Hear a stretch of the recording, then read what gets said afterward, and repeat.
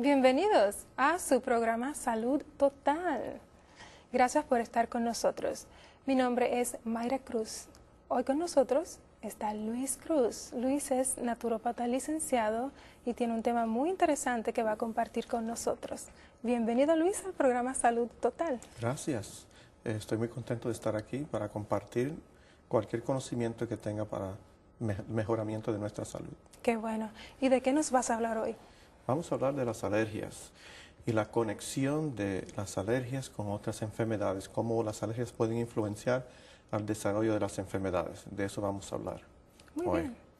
Así que vamos a comenzar quizás hablando de los diferentes tipos de alergias o reacciones, o dando una definición, quizás sería lo mejor. La definición de alergia es una reacción inmunológica por unas inmunoglobulinas que son anticuerpos de tipo E. Cuando vienen en contacto con una sustancia alérgena, estas hacen que el cuerpo libere una sustancia que se llama histamina. Esa histamina depende de dónde se está secretando, dónde se está produciendo, va a causar los síntomas relacionados con las alergias. Como por ejemplo, si se libera la histamina en la nariz, pues causa rinitis o síntomas de estornudos y fiebre de heno, etc. Si se elimina la histamina en los bronquios, pues causa asma. En la garganta, amigdalitis. En los oídos, infecciones. Así que va a depender. El problema que con esta definición que acabo de dar es que es una definición limitada. Es la definición del libro de texto, pero sinceramente es limitada porque solamente explica un mecanismo de alergia. Y hay aproximadamente 4 diferentes tipos de mecanismos de alergias. Y la otra cosa es que las reacciones con el anticuerpo tipo E, inmunoglobulina tipo E, son reacciones alérgicas inmediatas. O sea, personas que cuando tocan o vienen en contacto con la sustancia, rápidamente reaccionan. En ese caso va a ser ese tipo de reacción. Pero el 80 al 90% de las personas que tienen alergias, sea alimentos, al ambiente, muchas veces son reacciones dilatadas. En otras palabras, puede tardarse 2 horas y hasta un día completo en la persona notar que hay una reacción cuando se expone a esa sustancia. Especialmente eso ocurre con alimentos.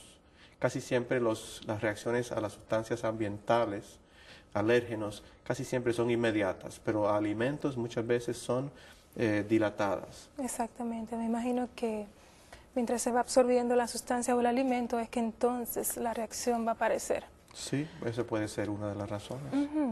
Hablaste de 4 mecanismos. ¿Podrías darnos más información acerca de estos mecanismos y explicarlos también? Ok, vamos a hablar resumidamente de eso, es un poquito aburrido, pero vamos a hablar de esos 4 mecanismos. El primer mecanismo es el que hablamos, que utiliza las inmunoglobulinas E.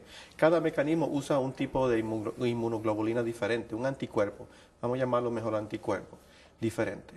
En la primera, la reacción inmediata ocurre con el anticuerpo tipo E. En la segunda ocurre que cuando el alérgeno entra en el cuerpo, viene en contacto con la célula, la membrana celular, con las orillas de una célula, se adhiere ahí y entonces los anticuerpos vienen y causan, se adhieren al alérgeno y a la célula y entonces causan una reacción local dependiendo de dónde está ese anticuerpo localizado. Ese ocurre con un anticuerpo tipo G o M, inmunoglobulina tipo G o M. El tercer mecanismo, que es el que en realidad es el más común, porque tiene que ver con las alergias dilatadas, que las reacciones son dilatadas, más de 2 horas.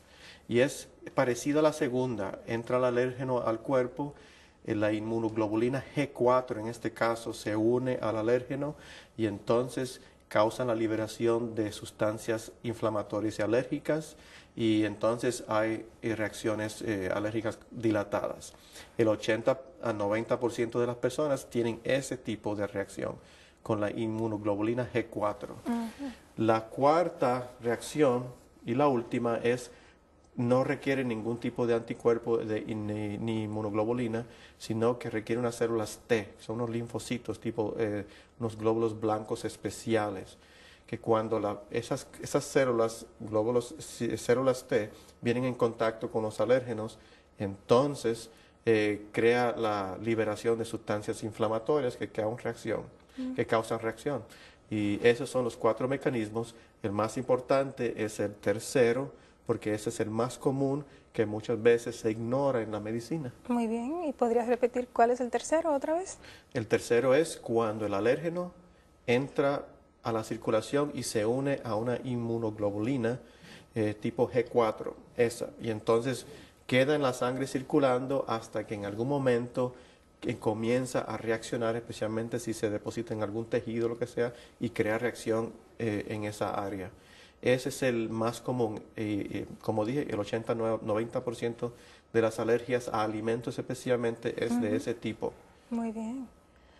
¿Y qué da la intolerancia, vamos a decir, a un alimento? ¿Cuál es la diferencia? Sí, muchas personas piensan que, profesionales de la salud piensan que solo la única reacción alérgica es la que ocurre con las reacciones inmediatas, inmunoglobulina E, y que las demás son simplemente intolerancias.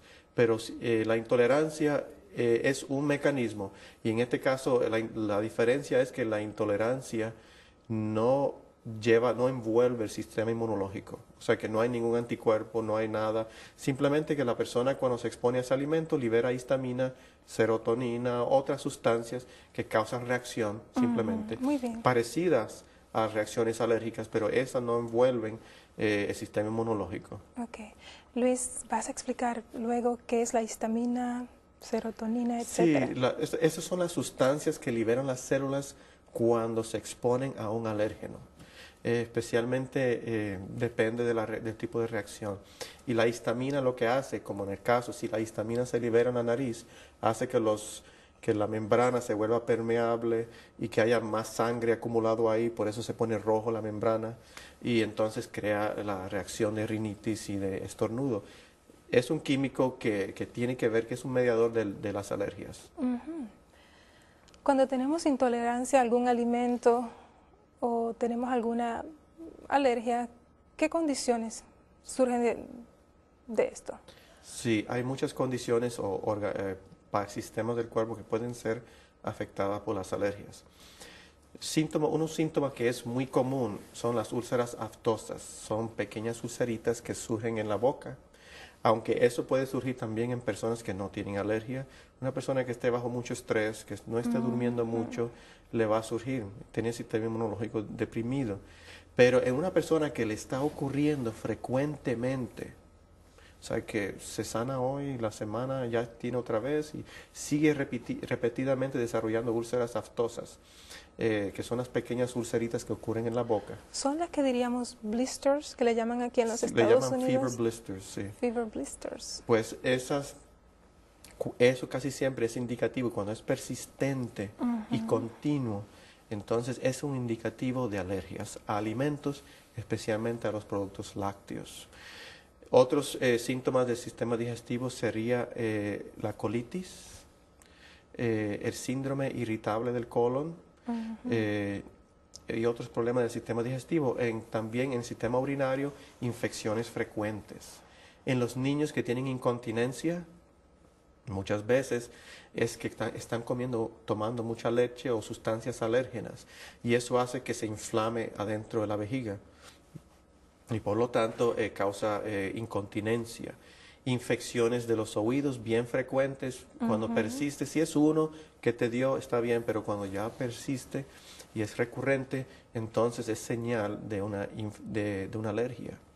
También ocurren trastornos mentales, y de eso tengo una experiencia que contar muy interesante. Muy bien. Ansiedad, depresión, en los niños hiperactividad, puede ocurrir falta de concentración, convulsiones, síntomas que normalmente no se relacionan de ninguna manera con alergias y sí pueden causar alergias. Acuérdame de esa experiencia que quisiera contarla. Tiene que ver con un trastorno mental. Y básicamente también pues los síntomas comunes de alergia a las personas que tienen asma, dermatitis o eczema, bronquitis continua, personas que le dan sinusitis frecuente también puede ser causado por alergias. Muy bien. ¿Y hay algunos otros signos físicos, vamos a decir, por las que podemos decir que cierta persona tiene alergias? Indiscutiblemente. Y después de eso voy a decir la experiencia que mencioné. Okay. Las ojeras. Si no hay ninguna razón para la persona tener ojeras, o se está durmiendo bien y la mujer no está embarazada, etcétera, no hay ninguna razón para tener ojeras, pero se desarrollan unas ojeras bien oscuras debajo de los, por supuesto, debajo de los ojos. Pues entonces, ese es uno de los signos más comunes de una persona que tiene alergias.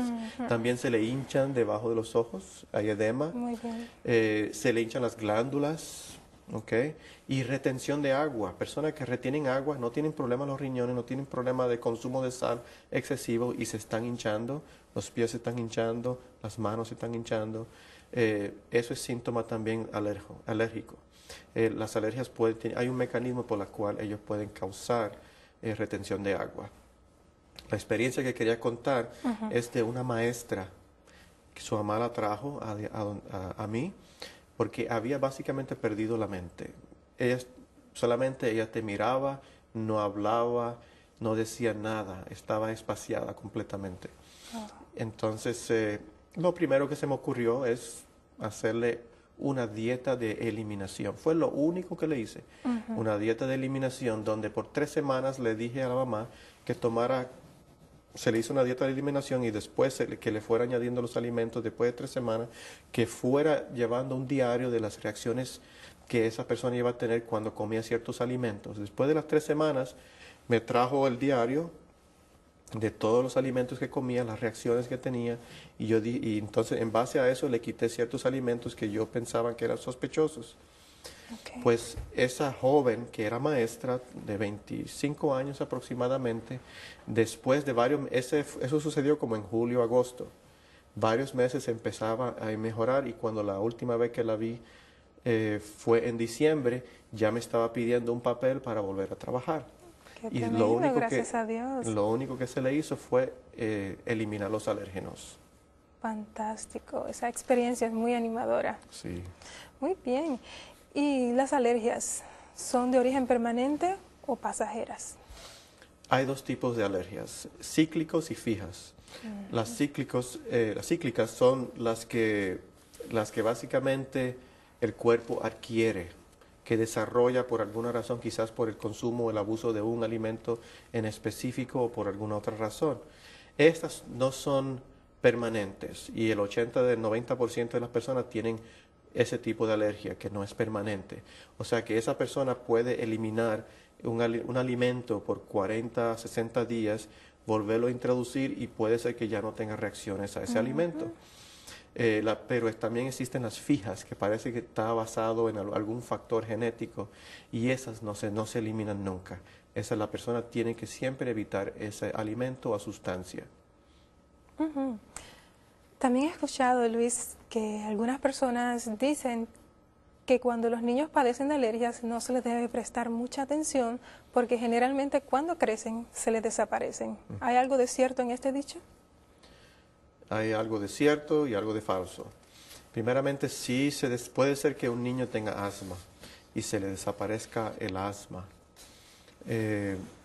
Pero al crecer ya no padeció de asma, pero le comenzaron a desarrollar migrañas. Y por supuesto, estas son 2 enfermedades con nombres diferentes. Se cree que no hay ninguna interrelación, pero muchas veces la alergia que estaba causando el asma cuando joven se tranquilizó, pero al volverse más adulto se convirtió en una migraña. O sea que en la mayor parte de los casos lo que ocurre es que la alergia cambia de naturaleza. Hay algunos casos menores donde sí puede ser que desaparezca, pero casi siempre, en la mayor parte de las personas, en algún momento dado de su vida, va a volver o el mismo problema o vuelve la alergia en otra forma. Muy interesante. ¿Hay algunos métodos, exámenes que se utilicen para diagnosticar las alergias? Sí, el examen más común es el examen de la piel que lo hace un alergista. Ese examen de la piel básicamente hacen un rayacito en la piel y después le ponen un extracto de un alimento y si hay una reacción urticaria o alguna reacción en la piel, se considera que esa persona tiene reacción al alimento, a la sustancia. Ese método es muy acertado para problemas de alergias ambientales, pero no es acertado para alergias a alimentos. Y desafortunadamente muchos piensan que sí, y por esa razón algunos profesionales de salud rechazan la idea de que las alergias puedan estar relacionadas con otras enfermedades por el hecho de que usan métodos incorrectos para determinar si la persona tiene alergia. Le hacen un examen de la piel, sale negativo, no, mi doctor me dijo que yo no tenía alergias a alimentos, pero eso es incorrecto. Porque el examen de la piel es muy acertado en sustancias ambientales, alérgenos, el polen, el polvo, pero no alimentos. Por lo tanto, hay que usar otro método para determinar alergias a alimentos. Y ese otro método hay varios métodos, no sé si debemos de mencionar eso ahora. Sería importante porque me imagino que muchos televidentes que están sufriendo de problemas de alergia les sería muy beneficioso conocer los métodos. Ok. El método más sencillo es si puede conseguir un doctor que le haga un examen de la inmunoglobulina 4, G4, la G4, que mencionamos que es la más frecuente y la más como causante de alergias. Ese examen mide aproximadamente 90 diferentes tipos de alimentos y se determinan para ver si la persona tiene alergias. Y ya sabemos que ese es un examen que detecta las alergias dilatadas, o sea, alergias que unas personas se exponen y que después al tiempo viene una reacción y a veces por esa razón se hace difícil determinar si la persona es alérgico a esa sustancia. El otro método también tiene que ser usado por un doctor y lo hacen casi siempre los doctores especialistas en enfermedades ambientales. Y estos doctores lo que hacen es que el paciente tiene que estar con ellos, tiene que estar viniendo a la oficina continuamente porque se le da una solución del alérgeno, se le pone debajo de la boca. Un concentrado. Un extracto de la sustancia se pone debajo de la boca o una dosis provocativa, vamos a ver, esa es la dosis, ese es el término correcto. Y esa dosis provocativa se le da al niño y entonces se observa si el niño tiene reacciones. Si no tiene reacciones, entonces será otra dosis provocativa con otra sustancia. Eso toma mucho tiempo, pero muchos de los médicos ambientales que se especializan en ese campo dicen que es un método acertado. Muy acertado. Porque están vigilando los síntomas cuando la persona se expone. El otro método es la dieta de eliminación y esa es la que se puede hacer en la casa. Si no es un niño, se puede poner en un ayuno de agua por 5 días. La razón de eso es porque los alérgenos se desaparecen del sistema digestivo después de los 5 días. Después, al final de los 5 días, se reintroducen los alimentos uno a la vez. Muy bien. Algunas personas añaden el alimento cada día. Otros añaden un alimento posiblemente alérgeno o que se va a probar en cada comida, siempre y cuando no hubo reacción en la comida previa. Ya veo. Entonces, en ese proceso también se le toma el pH de la saliva, porque el pH de la saliva se supone que esté alcalina, pero cuando la persona tiene una reacción alérgica se pone ácida. Se toma 30, 60 y 90 minutos después de la comida. Además, se le toma el pulso, porque el pulso se acelera más de 16 veces de lo normal de esa persona cuando una persona se expone a la reacción a un alérgeno. Se le hacen todas esas pruebas y eso es un poquito tedioso porque puede tardar semanas en hacerse esta prueba, pero al final se puede hacer una dieta de los alimentos a la cual la persona no tiene alergias. Entonces, se le eliminan los alimentos hasta que la persona puede mejorar. Si tiene una alergia fija, pues tiene que ser fijo la eliminación. Si es cíclico, pues entonces se le elimina el alimento por aproximadamente 40 a 60 días.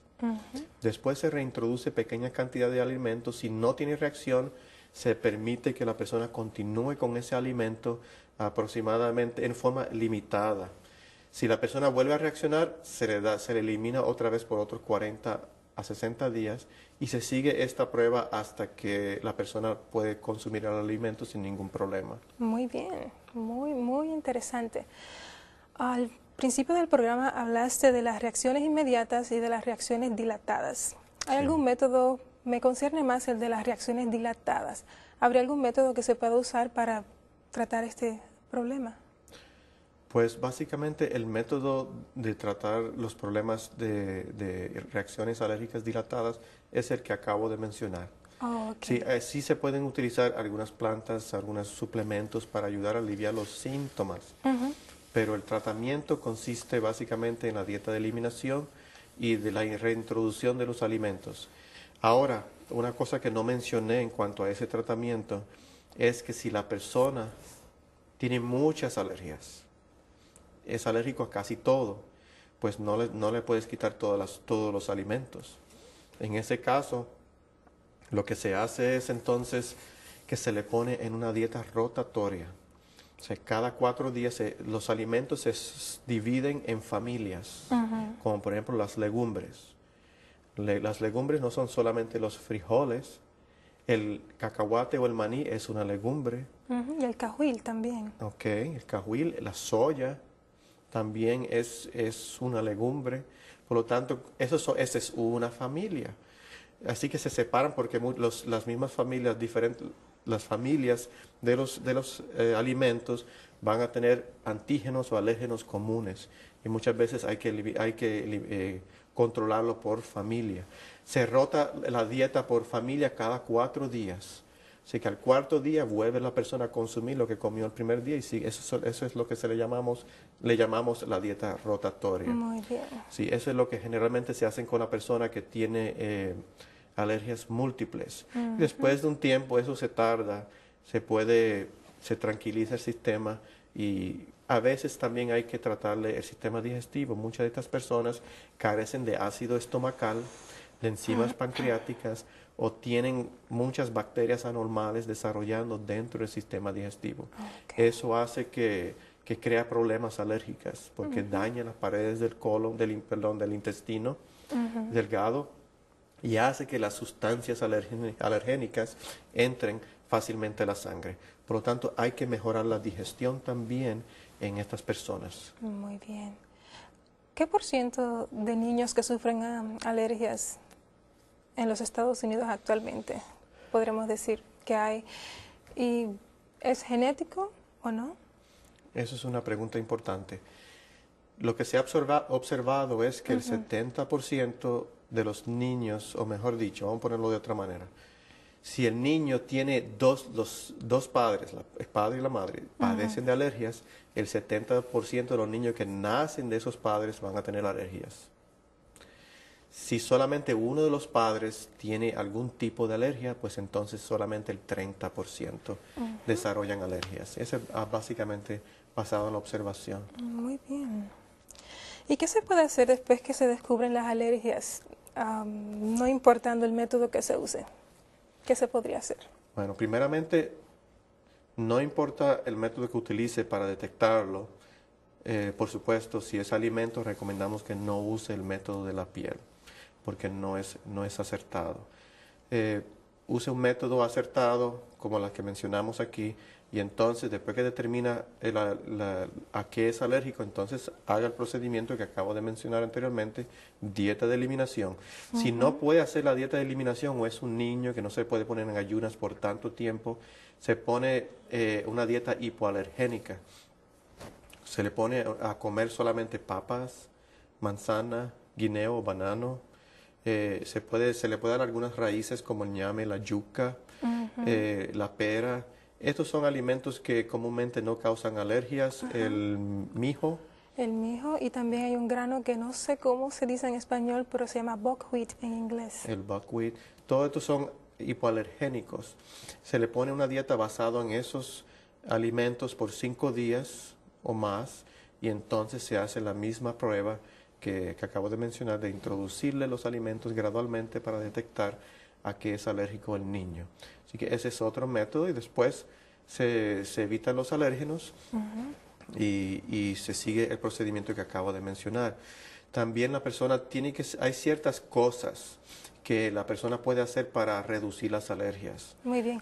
Ahora vas a entrar en los qué podemos hacer en nuestro estilo de vida, hábitos que podemos cambiar, etcétera. Sí, estos son estilos de vida que no son directamente relacionados con las alergias, pero que se empeoran si no se hacen o pueden hacer que los síntomas de la alergia se agrave. El no dormir suficiente.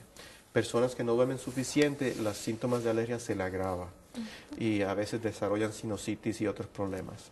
También la persona que consume lácteos, aunque no sea alérgico a los lácteos, que eso es algo raro, la mayor parte de las personas que tienen alergias son alérgicos a los lácteos. Sí. Evítelos, porque los lácteos van a estimular alergias a otras sustancias.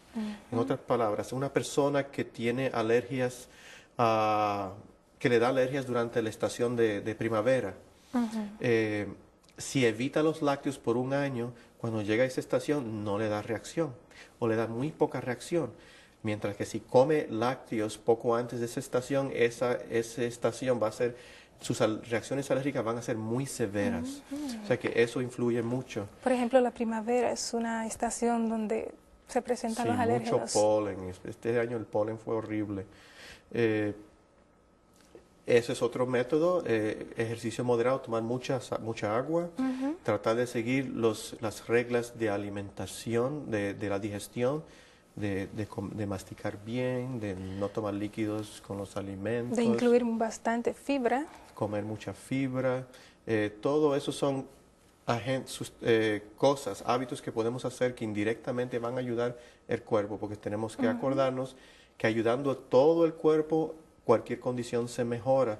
Si tratamos solamente sintomáticamente la alergia y no cambiamos la dieta y no fortalecemos el sistema inmunológico, pues entonces todavía las alergias no se van a curar. Exactamente. También debemos evitar los alimentos refinados, los colorantes, los aditivos, los alimentos altos en azúcar, muy concentrados. Cualquier cosa que no sea saludable se debe evitar, indiscutiblemente. Muy bien, Luis, te agradecemos mucho tu participación hoy. Fue un placer. Amigos, gracias por estar con nosotros en Salud Total.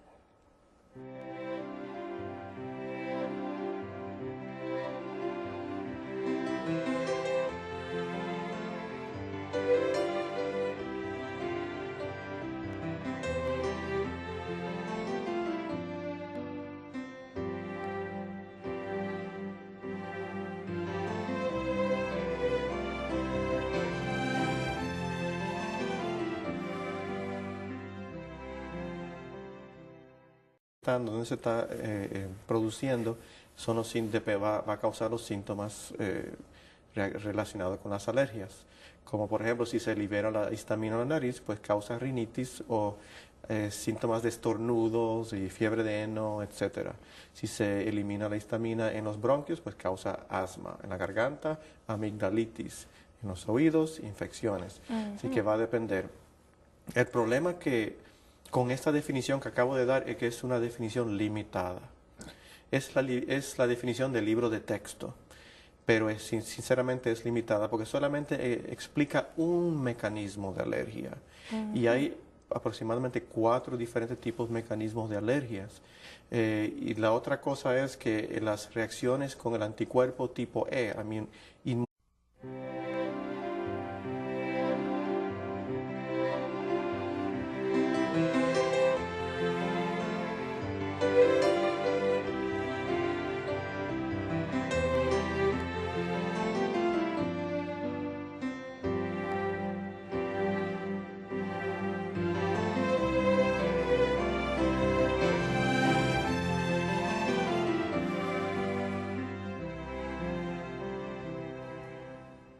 Bienvenidos a su programa Salud Total.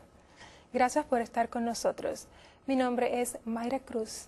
Hoy con nosotros está Luis Cruz. Luis es naturópata licenciado y tiene un tema muy interesante que va a compartir con nosotros. Bienvenido, Luis, al programa Salud Total. Gracias.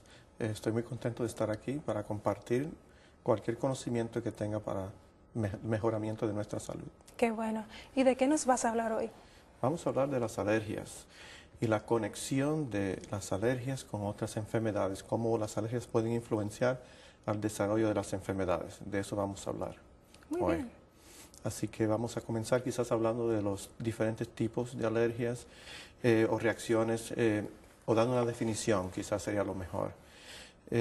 La definición de alergia es una reacción inmunológica por unas inmunoglobulinas que son anticuerpos de tipo E.